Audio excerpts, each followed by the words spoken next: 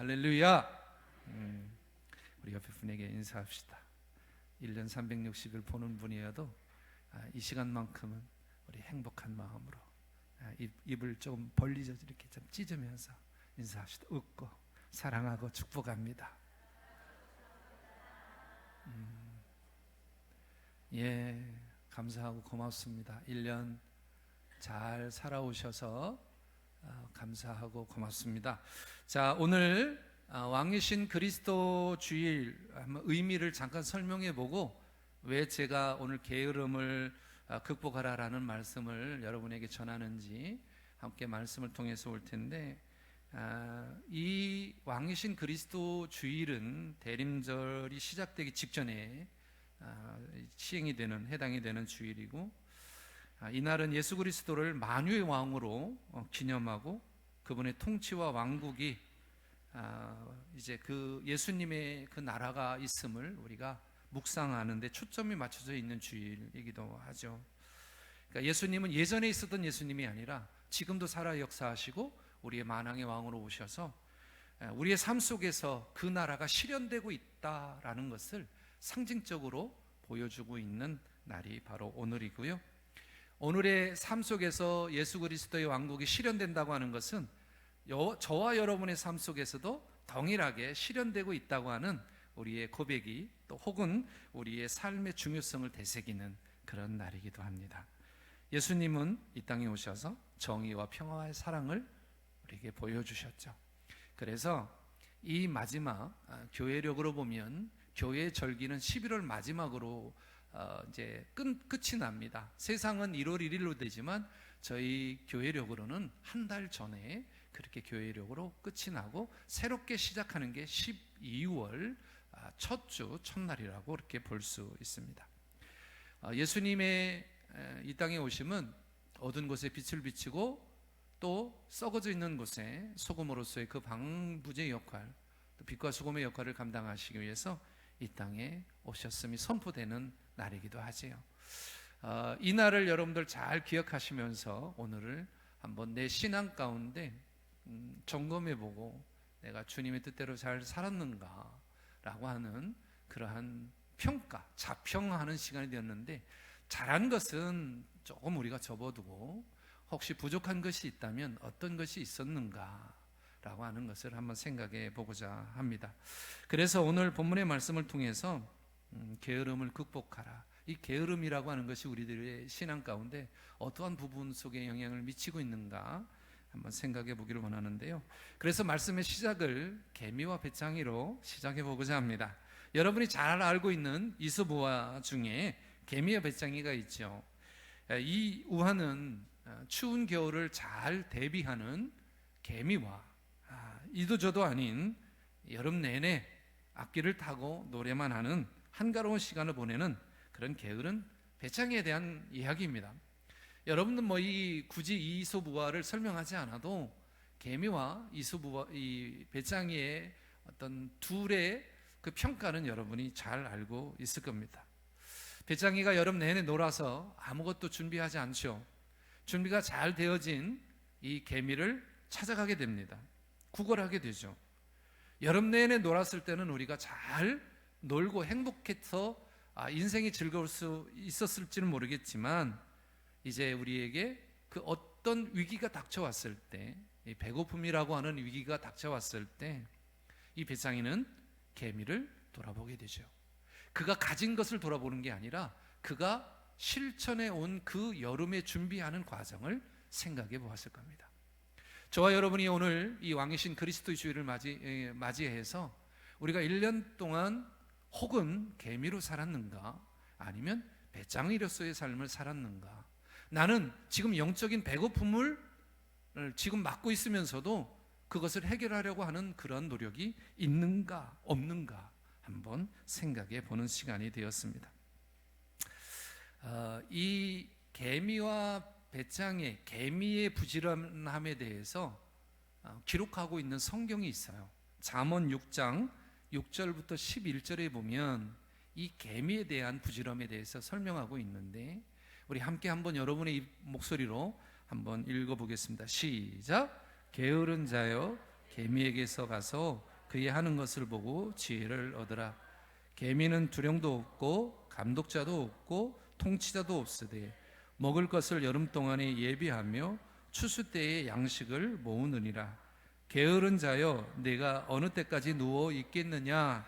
내가 어느 때에 잠에서 깨어나겠느냐? 좀 더 자자, 좀 더 졸자, 손을 모으고 좀 더 눕자 하면 내 빈궁이 강도같이 오며 내 군핍이 군사같이 이르리라. 아멘. 뭐 굳이 설명하지 않아도 우리 여러분 마음속에 쏙 오는 단어죠. 이 말씀을 그냥 짧게 권면의 말씀으로 들으면 이런 거예요. 게으름을 경계하고 부지런히 준비하는 개미의 모습을 본받아라 라는 겁니다. 오늘 말씀은 바울이 데살로니가 교회에게 권면하는 그런 내용입니다. 여러분, 게으름의 반대는 우리가 보통은 부지런이다라고 하는 그런 정의를 내립니다. 그런데 이 정의를 바울은 조금 더 확장시켜서 부지런함은 단지 열심을 뛰어넘어 일하는 것을 뛰어넘어 자신의 몫을 감당하고 공동체를 섬기는 것, 이것이 부지런함이다라는 거예요. 바울이 왜 데살로니가 교회에게 이런 이야기를 했을까? 아마도 데살로니가 교회에 이 게으름의 문제가 있었던 것 같습니다. 그런데 그 게으름의 문제를 넘어서서 일하지 않는 것을 넘어서서가 아니라 다른 이에게 일을 넘기는 거예요. 그러니까 내가 할 일을 다른 사람에게 떠넘기게 되면 열심히 일하는 사람이 누군가의 일을 맡게 되면 과중되겠죠. 그러면 내 일이 아닌데 누군가의 일을 떠맡게 되면 자신의 일을 충실하게 했던 사람들에게는 부담이 되겠고, 그 부담이 된 사람은 자신의 일과 또 다른 사람의 일을 하게 되면 그것이 힘듦이 되겠죠. 요즘 말로 번아웃이라고 하는 단어를 사용해 보고 싶습니다. 그렇게 되면 어떻게 돼요? 내 일을 충실하게 했던 사람은 또 다른 사람들의 일을 맡게 되면 더 열심히 하는 것이 아니라 내 것도 내려놓게 되더라라는 거죠. 여러분, 이것은요 단순한 교회에서의 실험으로도 밝혀진 사실이기도 합니다. 그래서 이 데살로니가 교회가 가지고 있는 이런 문제에 있어서 바울이 이렇게 이야기합니다. 내 일을 다른 사람에게 떠넘기지 말고 공동체에 해를 끼치는 행위를 하지 말아라 라는 거죠. 근데 성경적으로 이 게으름에 대한 의미, 헬라어를 보면 우리가 게으름에 대한 일을 하지 않는다라고 하는 그 의미를 넘어서는 그러한 의미를 가지고 있는데, 사실은 제가 이 헬라어를 여러분들에게 잘 이야기를 하지 않는데 이게 귀에 들어오지 않기 때문에 그래요. 그런데 그 의미를 생각해 보라고 제가 이 헬라어를, 이 게으름이라고 하는 헬라어를 말씀해 드려보고 싶습니다. 이 아닥토스라고 하는 단어를 사용했는데요, 이거는 사실은 군대적인 용어이기도 합니다. 군대에서 이 나고병을 설명할 때 이 단어를 쓰는 거예요. 우리가 여기 군대에 갔다 오신 분들을 보면 대부분 남자분들은 다녀오셨을 텐데 일정량의 훈련이 있습니다. 정해진 훈련이 있는데, 예를 들면 오늘 어깨에 대는 20kg의 군장을 메고 40km 행군을 해야 된다, 걸어야 된다라고 하면 체력적으로 안 되는 사람들이나 아니면 또 다른 어떤 이유가 있어서 100이 출발했을 때 100이 통과하는 경우는 거의 드물다는 거예요. 거기에 뒤떨어지거나 아니면 낙오가 되어져서 100이 들어오지 않고 100에서 모자란 숫자가 들어오는 것, 이것을 성경적으로 봤을 때 낙오한 사람을 이야기할 때 게으름이라고 하는 이 아닥토스라고 하는 단어를 설명하고 있다는 거예요. 따라서 게으름이라고 하는 이 말의 반대말, 내가 힘들고 어려워도 공동체 생활을 하는 데 있어서 내게 맡겨준 일이라면 내가 그걸 낙오하지 말고 최선을 다해서 그들에게 보복을 맞추고 그들과 함께 가는 것, 이것이 부지런함이다라는 거예요. 여러분, 이 부지런함이라고 하는 것은 말씀 그대로 질서 있고 책임 있는 삶을 설명하고 있습니다. 바울이 이 교회 공동체를 이야기할 때 사실은 그 서신을 각 교회에 보낼 때 개인에게 이야기하는 말은 사실 많지 않습니다. 바울은 보통 어떤 교회에 편지를 보낼 때 그 안에 속해 있는 공동체 안에 속해 있는 사람들의 전체적인 사람들을 향해서 이야기하지, 예를 들면 야 심재관 목사 너 잘 들어? 이렇게 이야기하지 않는다는 거예요. 물론 있다 할지라도 극소수의 분량으로 이야기하고 있다는 겁니다. 왜 그랬을까요? 왜 그랬을까? 왜 바울은 그렇게 공동체를 중요시했을까? 말씀드렸듯이 이 아닥토스라고 하는 나고병이 있을 때 그 공동체가 깨어지기 때문에 그 나고병이 되지 말라는 거예요. 그러니까 게으름을 피지 말라는 겁니다. 부족하더라도 함께 그 공동체가 그 예수 그리스도의 그 일들, 맡겨진 사명을 감당하는 것, 이것이 중요하다. 빨리 가는 게 중요한 것이 아니라 그 일을 잘 해 나가는 것이 중요하다라고 말씀하고 있는 거예요. 그러니까 이 게으름이 우리들에게 있어서 내 것을 남에게 전가해서 공동체가 어려운 일을 당하는 것, 이것이 바울이 이야기하는 게으름의 의미, 혹은 성경적 의미는 낙오한 자가 되지 말라라고 말씀하고 있는 거예요. 자, 그렇다면 이 게으름이 가지고 있는 문제는 과연 어떤 문제냐라는 거예요. 말씀드렸듯이 이 게으름이 가져다 주는 문제는 개인적인 문제를 넘어서서 공동체를 어렵게 하는 심각한 문제라고 보았다는 거예요. 누가? 바울이 그랬다는 거예요. 당시 데살로니가 교회에서 일부 사람들이 일하지 않고 오히려 불필요한 일, 하지 말아야 될 일 때문에 교회 공동체를 혼란스럽게 했기 때문에 바울이 이런 이야기를 하고 있습니다. 제 어렸을 때 저의 예를 좀 들어볼까 하는데요. 제가 어렸을 때 호기심이 참 많은 아이였습니다. 뭐 이렇게 남자다움은 사실은 없었어요. 우리 누님들 밑에서만 성장을 했기 때문에 성향이 여성성이었습니다. 뭐 여러 번 얘기했지만 호칭도 매형, 자형보다는 형부가 편했고, 남자가 화장실에 가서 서서 보다는 좌식으로 요강에 앉는 게 편했어요. 그러니까 제가 여성적인 면이 상당히 강했어요. 그런데 한 가지, 그래서 남들이 하는 뭐 나가서 뭐 싸우고 막대기 들고 이런 놀이보다는 뭐 집에서 이렇게 뜯고 풀르고 하는 그러한 일을 잘했습니다. 저희 아버님이 옛날에는 그 배터리 큰 게 있습니다. 그거를 그 라디오에 연결해서 이렇게 듣는, 지금처럼 조그만 수명이 긴 배터리가 아니라 뭐 트랜지스터의 뒤에 보면 크게 이렇게 배터리를 달아서 이렇게 밴드로 감아 놓는 그런 라디오가 하나 있었거든요. 근데 호기심이 난 거예요. 저 속에 뭐가 들었길래 소리가 날까? 그걸 뜯었다가 한 달 내내 저희 어머님한테 죽지 않을 만큼 혼났습니다. 그리고 또 한 가지는, 제가 국민학교 3학년 때 저희 집에 전기가 들어왔습니다. 근데 전기가 이 전봇대에서 직선으로 들어오기 때문에 이 그 계량기를 통해서 집으로 오잖아요. 그 스위치로 오잖아요. 근데 스위치가 참 궁금한 거예요. 어떻게 하면 불이 켜질까? 제 성격상 뜯어봤겠습니까? 안 뜯어봤겠습니까? 뜯어봤겠죠. 뜯어보는 것까지는 좋았어요. 근데 조립을 못하는 거예요. 그냥 대충 하고 나갔다 들어와서 어떻게 됐겠습니까? 비직갱이로 등짝을 어머님이 때렸죠. 물론 아버님이 이제 잘 고쳐놓긴 했지만, 그렇게 호기심이 많았어요. 그럴 때 저희 어머님이 저한테 뭐라고 이야기했냐면, 야, 이놈의 새끼 나가서 일 좀 만들지 마.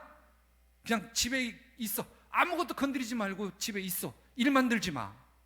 라는 말을 자주 했어요.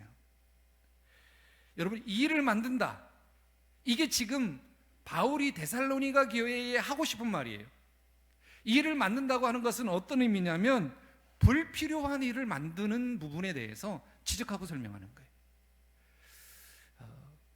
그것에 그냥 맡겨진 일에 그냥 아들로서 차려주는 거 먹고 잘 크면 좋은데, 너무 호기심이 많은 거예요. 이것도 뜯어보고 저것도 뜯어보고, 원래 상태로 복귀를 해놓으면 좋은데 그것까지 못하는 거예요. 그러니까 우리 어머님이, 야, 너는 그냥 제발 그냥 있기만 해. 일 만들지 말고. 여러분도 그런 말 좀 해보지 않으셨습니까? 없으면 다행입니다.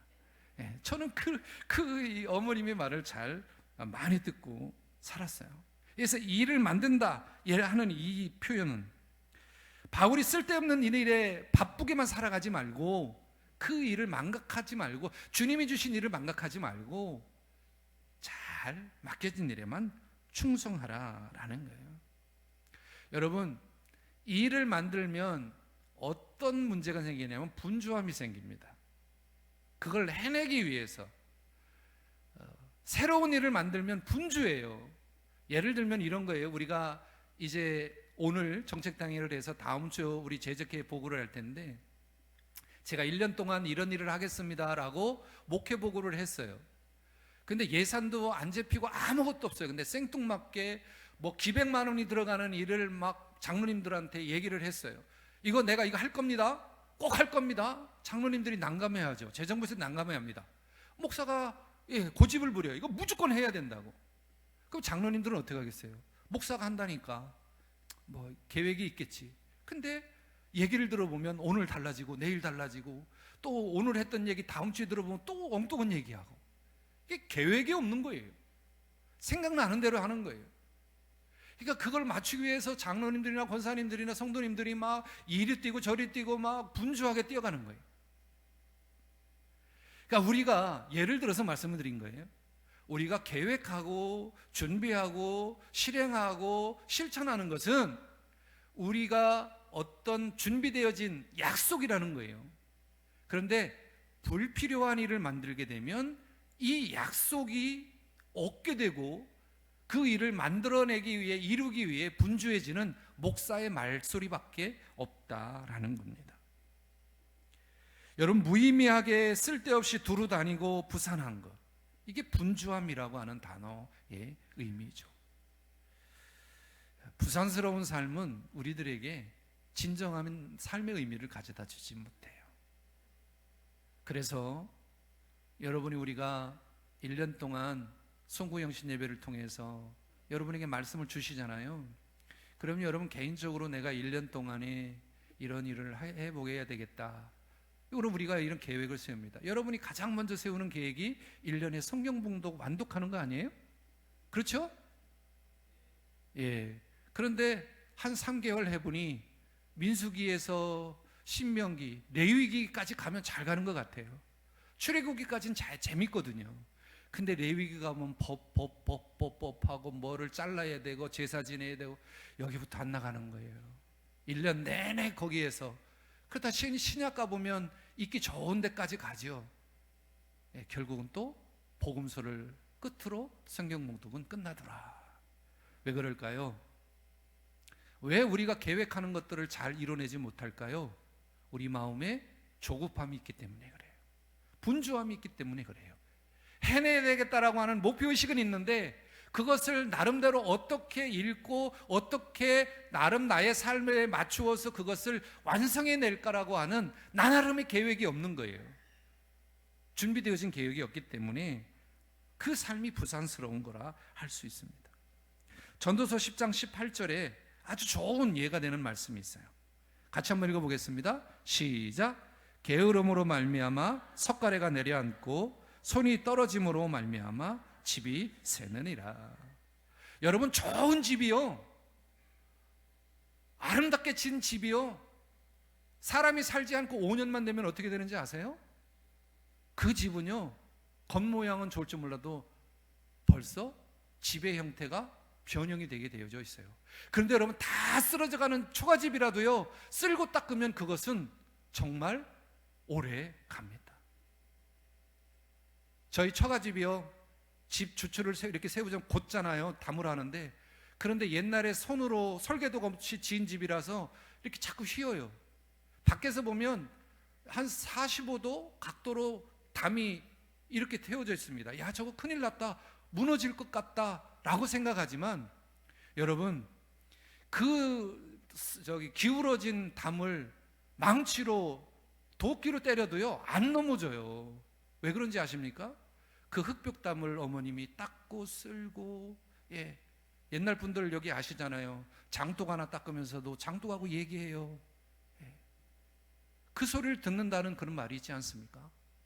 여러분, 우리가 게으르면 아무리 좋은 집안도요 석가래가 내려앉고요, 여러분의 손이 그거 닿지 않으면 그 집이 풍화작용으로 인해서 새버려서 물이 새게 되고 무너지게 된다는 거예요. 게으름이요 여러분 신앙을 그렇게 만든다는 거예요. 그래서 내 신앙이 연약하고 부족해도 내 신앙을 조금 더 성장시키기 위해서 말씀으로 닦고 기도로 닦고 열심히 행함으로 닦는 거예요. 그러면 여러분, 그 신앙은 내가 키우는 것이 아니고요, 하나님이 여러분의 삶에 맞게, 신앙에 맞게 성장해 준다라는 겁니다. 바울이 이 결론을 내줘요. 어떻게 그 게으름을 방지할 수 있을까? 12절에 그 해결책을 설명합니다. 같이 한번 읽어보겠습니다. 시작. 이런 자들에게 우리가 명하고 주 예수 그리스도 안에서 권하기를 조용히 일하여 자기 양식을 머금어 하노라. 이 말은 뭐냐면 바울은 단호하게 이야기하는 겁니다. 게으른 자들과 교제를 끊어라. 그리고 각자 자신이 일을 하고 자신의 양식을 스스로 감당하라 라고 권하고 있는 거예요. 바울이 어떤 삶이었어요? 바울은 로마의 시민권을 갖고 있었던 사람이에요. 최고의 박사였어요. 율법의, 성경에. 그랬던 사람이 다메섹 도상에서 주님을 만나지요. 자기의 인생의 가치가 바뀝니다. 정체성에 혼란이 오게 되고 그 정체성이 바뀌게 돼요. 그리고 내가 가졌던 모든 사회적인 환경은 다 배설물로 여기게 되죠. 그러면서 내가 무엇을 하면 주님이 기뻐할까? 바울에게 주셨던 첫 번째 사명, 이방인을 위한 복음 증거 아니었어요? 이방의 교회를 세우는 거였잖아요. 그렇다면 그들을 위해서 도울 수 있을 게 뭘까? 내가 가진 지식으로, 내가 가진 로마의 영향력으로, 내가 가진 많은 것들로? 아니요. 왜? 그는 벌써 그것을 포기했기 때문에. 그럼 무엇을 할 수 있을까? 답이 없는 거예요. 그래서 그가 선택한 것이 뭐냐면 스스로 천막 깁는 그러한 자기의 직업을 개발하고 브루스기알라와 아길라와 함께 그 일들을, 그것으로 돈을 번 것을 가지고 각 교회에 헌금을 하고 그들을 돕는 역할을 했다라는 거예요. 그러니까 바울이 나에게서 그런 걸 배우라는 거예요. 내가 자랑이 아니라 우리는 이렇게 살아야 한다라고 말하고 있는 겁니다. 바울이 함께했던 선교팀은 이 데살로니가에서 교회의 영향을 받지 않았어요. 도움을 받지 않았어요. 스스로 자비량으로 생활비를 벌고 교회의 짐을 지우지 않았어요. 그리고 필요한 교회에게 헌금하는 것을 보게 됩니다. 이것이 너희 데살로니가 교회가 본받아야 될 거고 모범적 태도로 나아가야 한다라는 겁니다. 내가 하는 일을 하나님이 기뻐할 수 있도록, 내게 주신 일을 어떤 내가 드러내기 위한 것으로 하지 말고 겸손한 마음으로 내 일을 돌보아라 라고 말씀하고 있는 거예요. 빌립보서 2장 3절 4절, 여러분이 잘 묵상하는 말씀입니다. 아무 일이든지 다툼이나 허영으로 하지 말고 오직 겸손한 마음으로 각각 자기보다 남을 낮게 여기고 각각 자기 일을 돌아볼 뿐더러 또한 각각 다른 사람의 일을 돌아보아 나의 기쁨을 충만하게 하라. 바울이 감옥에 갇혀 있을 때에도 그는 항상 생각하고 있었던 게 뭐냐면 주님 생각이었어요. 그리고 주님을 위해서 어떻게 우리가 실천하고 살아야 할까? 여러분, 감옥에 갇혀 있을 때 자유가 박탈되고 많은 것들이 제약되는 상황 속에서 뭐가 기쁘겠어요? 그렇지 않았겠습니까? 여러분이 삶이 제약이 돼요. 자유가 없어요. 언어를 쓸 수 없어요. 일제시대에 우리 그런 생활을 누렸지 않습니까? 그런 생활을 하고 살았지 않습니까? 뭐가 기쁘겠습니까? 그런데 바울은 내 삶에서도 이런 삶을 살아갈 때에도 기쁘고 행복했다라는 거예요. 왜 그랬을까? 골로새서 3장 23절 24절에 정확하게 기록하고 있습니다. 같이 하겠습니다. 시작. 무슨 일을 하든지 마음을 다하여 주께 하듯 하고 사람에게 하듯 하지 말라. 이는 기업의 상을 주께서 받은 줄 아나니 너희는 주 그리스도를 섬기느니라. 이 말을 조금 쉽게 이해하면 이런 거예요. 여러분 모두가 어떤 일을 하든지 마음을 다해서 해라. 주께 하듯 하고 사람에게 하듯 하게 하지 마라. 예를 들어서 사람에게 하듯 하면 평가를 받고 싶은 거예요. 야, 너 정말 일 잘한다, 정말 최고다라는 그러한 평을 듣고 싶은 거예요. 근데 예수님의 일을 아무리 해도 우리는 예수님에게 잘한다는 그러한 이런 사람의 평가처럼 듣는 평가가 없는 거예요. 그런데 바울은 역으로 이야기하는 거예요. 야, 내가 어떤 일을 하든지 마음을 다해서 주께 하듯 하라, 사람에게 하듯 하지 말라. 그 다음에 이유를 설명을 해요. 이는 기업의 상을 주께 받을 줄 아나니. 세상이 너에게 상을 주는 것이 아니라 하나님이 너에게, 예수님이 너에게 주는 상임을 너는 알고, 그렇기 때문에 너희는 주 그리스도를 섬겨야 한다라고 말씀하고 있는 거예요. 여러분, 우리가 하나님을 나의 아버지로 믿는 자녀들이지 않습니까? 그런 우리의 삶이 어떠해야 할지 굳이 설명하지 않아도 우리는 잘 알고 있어요. 잘하는 모든 일에 최선을 다하고 하나님을 섬기고 성실히 일하는 자세, 이것이 우리들에게 필요합니다.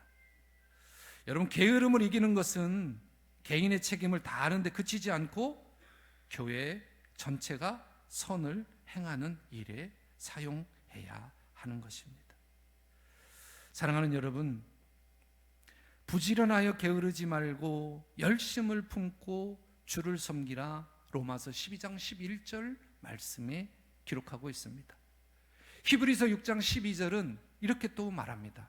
게으르지 아니하고 믿음과 오래 참음으로 말미암아 약속들을 기업으로 받는 자들의 본인 받는 자가 되게 하려 하라는 것이라. 게으르지 아니하야 하는 것, 우리가 지난 한 주간을 보면서, 아니 교회력으로 볼 때 우리 1년의 삶이 어땠습니까? 여러분의 삶에서 최선을 다해서 살아왔다면 그 축복은 하나님이 주실 겁니다. 하지만 우리 다 연약할 수 있어요. 제가 여러분 게으름이라는 이 주제로 설교를 하지만 여러분을 책망하고 싶은 것이 아니에요. 바울의 이야기를 교훈 삼아서 새로 시작되는 이 우리에게 주신 날들을 기억하면서 주님을 향해 달려가고, 경주자의 본이 뭐예요? 그 경주의 규칙에 맞게 최선을 다해서 달려가는 겁니다. 오늘날 우리는 열심히 일하면서도 본질을 잃는 경우가 많아요. 그래서 바울의 가르침은 우리들에게 아주 중요한 말씀으로 들리게 됩니다. 바울의 가르침은 단순히 바쁜 삶이 아니라 하나님의 질서와 사명을 따라 책임을 다하는, 그리고 선을 행하는 삶이 우리들에게 요구되어지는 그러한 말씀입니다. 여러분, 교회력으로 따지면 오늘이 마감이라 말씀드렸어요. 1년 동안 열심히 잘 사셨어요. 여러분을 축복해주고 싶습니다. 위로해드리고 싶어요. 지치고 상한 내 마음속에 그래도 주님에게 나의 마음을 회복해달라고 눈물지며 기도했던 분들, 기업의 연약함 때문에 물질로 어려움 당하면서도 주님만을 바라보며 기도했던 분들, 내 마음의 육신의 고통 때문에 정말 죽을 것 같지만 그래도 주님의 치유하심이 있기를 바라는 마음으로 열심히 살아온 여러분 모두의 삶 가운데 주님의 위로와 축복이 함께 하시기를 주님의 이름으로 축원합니다. 하나님을 기뻐하는 자가 되시길 바랍니다. 하나님께 열심을 다해 살아가시는 여러분 되시기를 주님의 이름으로 축원합니다. 그러면 나도 기쁘고, 먼저는 우리 주님이 기쁘셔서 우리에게 기쁜 마음으로 주시고, 또 우리의 삶 가운데 감사의 조건들이 많아지며 그 감사의 조건을 통해서 우리 하나님은 더 기뻐하실 줄 믿습니다. 사랑하는 여러분, 우리가, 교회가 자신의 책임을 다하는 것, 그리고 공동체로서의 선을 행하는 일을 멈추지 않는 것, 이것이 그리스도인의 사명이자 책무입니다. 그래서 우리는 게으름을 극복해야 회복해야 합니다. 사랑하는 여러분, 사랑하고 축복합니다. 12월 1일부터 대림절이 시작이 됩니다. 늘 언젠가 오는, 해마다 오는 그러한 대림절이 아니라 이 땅에 성탄하시는 아기 예수님, 그 예수님이 왜 오실까를 알고, 그리고 우리의 모든 죄를 다 담당하시고 십자가에서 죽으시고 3일 만에 부활하시며 그 부활의 의미를, 우리를 의롭다 하시기 위해 말씀하신 우리 주님의 다시 오심을 기다리는, 준비하는 그러한 대림절 기간, 교회력으로 새롭게 출발하는 새해의 첫 주가 되시기를 주님의 이름으로 축원합니다.